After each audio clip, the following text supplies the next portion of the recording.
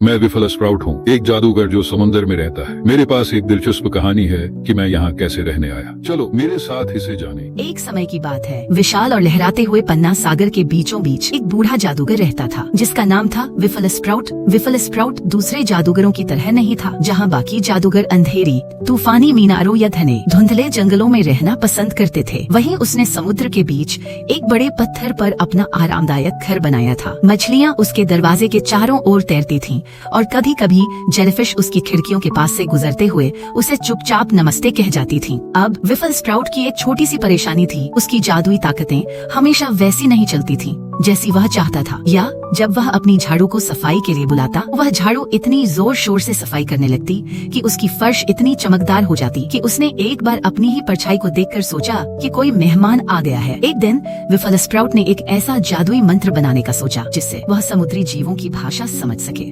सोचो हम कैसी कैसी बातें कर सकते हैं, उसने खुद से हंसते हुए कहा। उसने तरह तरह के मिश्रण अपने बड़े कड़ाहे में डाले, समुद्री नमक की एक चुटकी, मूंगे की धूल की एक बुरकी और आखिर में एक सीगल के पंख का स्पर्श। यह लो, उसने उत्साह से कहा और उस द्रव को पीने के लिए उठाया। पर जैसा कि हमेशा होता था, विफल स्प्राउट के जादू में एक छोटी सी गड़बड़ी हो गई। समुद्री जीवों की भाषा समझने की बजाय उसकी ठुड्डी पर लंबी हिलती हुई समुद्री शैवाल की दाढ़ी उगाई, जो उसके घुटनों तक पहुंच गई।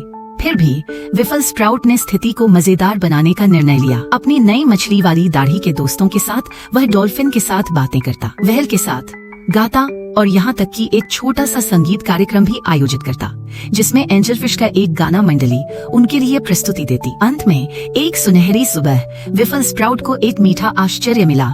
उसकी दाढ़ी में एक चमचमाता हुआ छोटा मोती लटका हुआ था। मछलियों ने उसे धन्यवाद देने के लिए यह उपहार छोड़ा था, अपनी आंखों में चमक लिए हुए। विफल स्प्राउट ने उस मोती को अपनी शैवाल दाढ़ी में बांध लिया और खुद से हंसते हुए कहा, भाई, उसने एक उत्सुक मछली को सिर थपथपाते हुए कहा, मैं भले ही सबसे बड़ा जादूगर न हूँ, लेकिन सबसे भाग्यशाली जरूर हूँ। और उस दिन से उसे पन्ना सागर में सभी विफल स्प्राउट द शैवाल दाढ़ी वाला जादूगर के नाम से जानते थे। उसके पास बड़ी शक्तियाँ भले न हो, पर उसके पास दोस्त, हंसी और मछलियों से भरी एक शानदार दाढ़ी थी। शायद यही असली जादू था और तब से वह समुद्र में खुशी खुशी रहने लगा।